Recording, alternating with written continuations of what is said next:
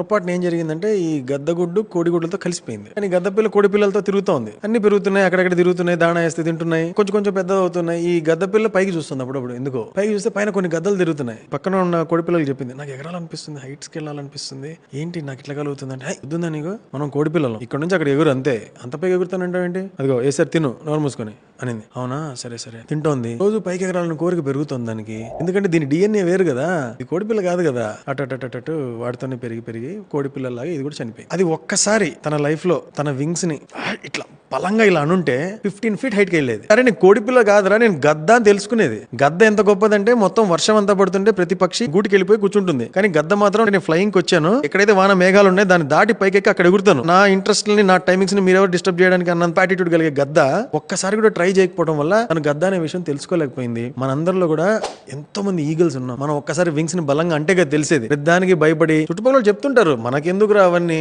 అంటుంటారు. మనలో గద్ద ఉంటే దాన్ని ఎప్పుడు బయటికి తీసుకొచ్చేది. ఒకసారి ట్రై చేయాలి. ప్రతిదానికి భయపడుతూ కూర్చుంటే అయ్యే పని కాదు. క్యాలిక్యులేటెడ్ రిస్క్లు ఉంటాయి, ఏం చేయాలి లెక్క అక్కడక్కడ. ఒక్కసారి ట్రై చేస్తే తెలుస్తుంది నువ్వు ఎంత పైకి వెళ్ళగలవు, ఎంత యాటిట్యూడ్ ఉన్న గద్దవు నువ్వు అని తెలుస్తుంది. నువ్వు ఒక్కడే ఎదగడం కాకుండా నీతో పాటు ఇంకొక 1,00,000 మందిని హైట్స్ కి తీసుకెళ్లగలవు, ఇంకో కొన్ని కోట్ల మందిని ఇన్స్పైర్ చేయగలవు. కాబట్టి ఆ వింగ్స్ ని ఊపడం అనేది నీ రెస్పాన్సిబిలిటీ. ఏదో ఒక టైంలో నీ లైఫ్ లో ఎంత అర్లీగా వీలైతే అంత అర్లీగా క్యాలిక్యులేటెడ్ రిస్క్ తీసుకుని ఒక్కసారి నీలో ఉండే ఆ ఈగల్ని బయటికి తీసుకుంటారు. నువ్వు ఎంత గొప్పడివో నీకు కూడా తెలియదు.